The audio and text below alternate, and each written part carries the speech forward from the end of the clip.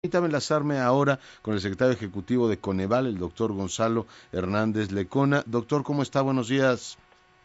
Leonardo, muy buenos días, ¿cómo estás? Y a todos los que nos escuchan, ¿cómo les va? Bien, muchas gracias por estar con nosotros. Bueno, presentó Coneval, doctor, los resultados de la evaluación de los 8 fondos del ramo 33. ¿Por qué no le cuenta al auditorio cuáles son las líneas generales? Con mucho gusto. Mira, recordemos, Leonardo, que en el 98 se decidió otorgar más recursos a los estados, debido en buena parte a que la descentralización se pensaba que porque los gobiernos locales están más cercanos de la gente, podría haber mayor efecto en desarrollo y en equidad. Eso Y por esa creíamos, razón ¿sí?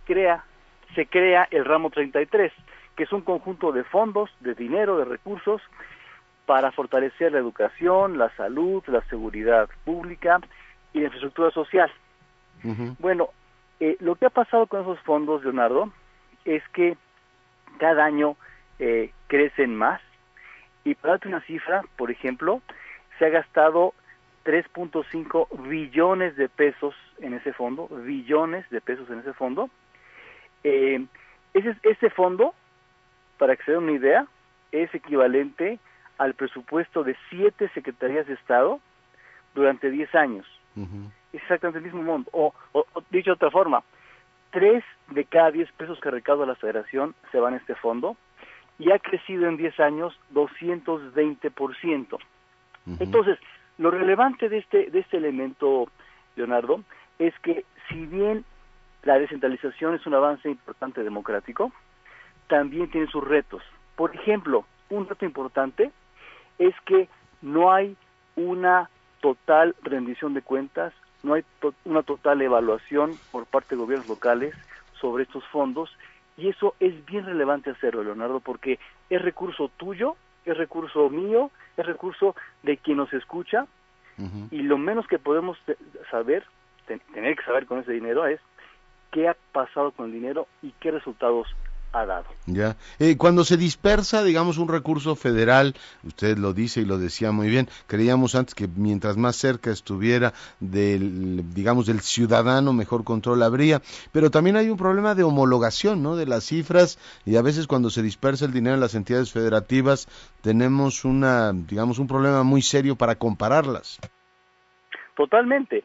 Se reporta de manera distinta, no hay homogenización, no hay homologación, y hay elementos importantes también en el diseño del propio mecanismo, que es la desarticulación de responsabilidades, porque esos fondos son para que el gobierno local que lo ejecute a nivel local comparta con la federación la obligación de mejorar el desarrollo social de este país.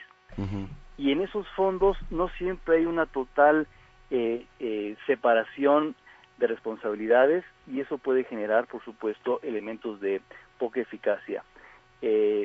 También, por ejemplo, tenemos una asignación más bien inercial de los fondos, Uh-huh. y no tanto una asignación que premie a quien lo está haciendo de manera adecuada. Es más, hay fondos, Leonardo, en donde el premio es al contrario.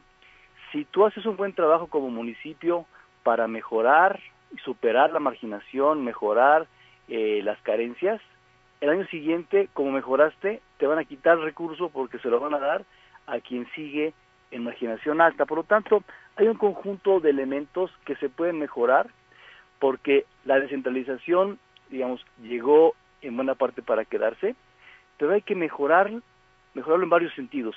Déjame insistir en Leonardo. Uh-huh.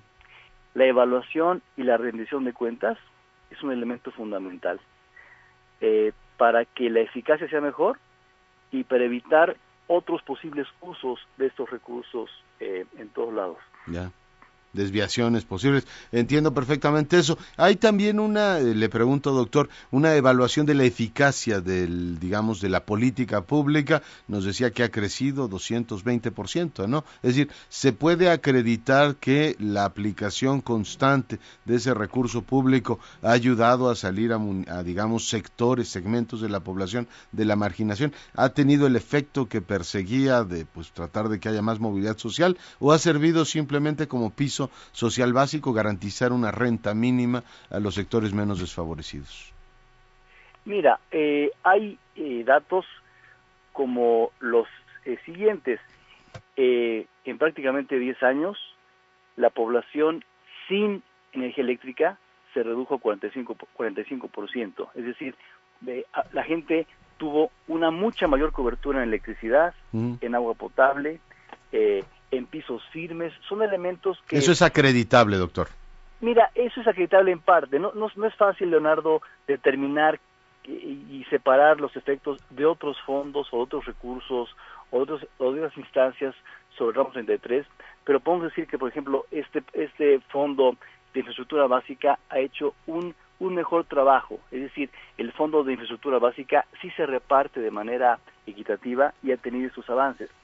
Pero, por ejemplo, hay menos avances, evidentemente, en calidad de servicios educativos o de salud, ¿no? Parecería que este incremento de 220% en el monto de recursos, en el dinero que se va a los gobiernos locales, no se ha traducido en, por supuesto, un incremento de 220% en la calidad educativa o de salud, ¿no? Es ahí en donde hace falta una mayor eficacia, porque no solamente queremos mayor cobertura, Leonardo, queremos mayor calidad de los recursos. Quien nos escucha ahorita, quien paga impuestos ahorita y nos escucha, quiere no solamente mayor cobertura para su familia en términos de bienes básicos, de coberturas básicas de salud, de educación, quiere también calidad de los mismos.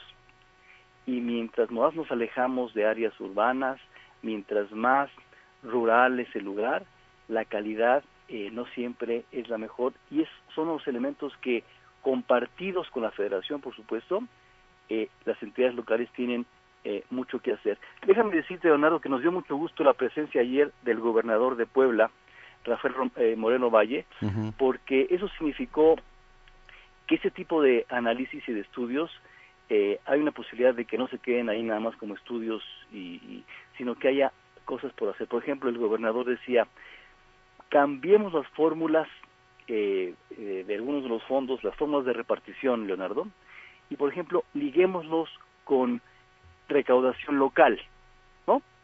Que tiene mucho que ver. Es decir, los estados tienen la facultad de recaudar impuestos, pero no lo hacen por un temor político. Dicen, bueno, si la federación me va a dar dinero, ¿yo por qué voy a cobrar impuestos locales a mis ciudadanos? Que se peleen ellos, ¿no? Yo lo recibo.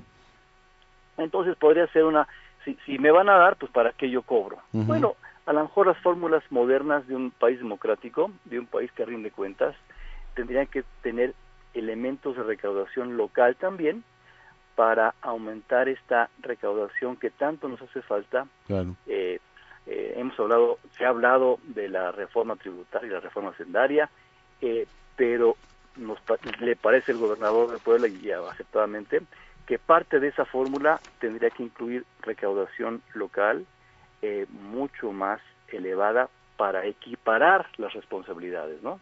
Entiendo. Pues ese es un tema fundamental. Doctor, pues muy agradecido por la entrevista, muy buenos días.